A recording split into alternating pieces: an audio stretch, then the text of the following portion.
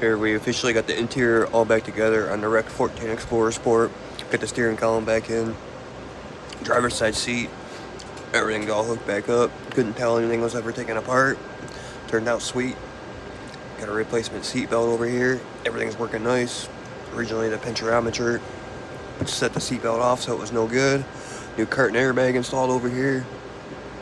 Everything back in place, looking like it's OEM. Should be real nice again. Turned out sweet.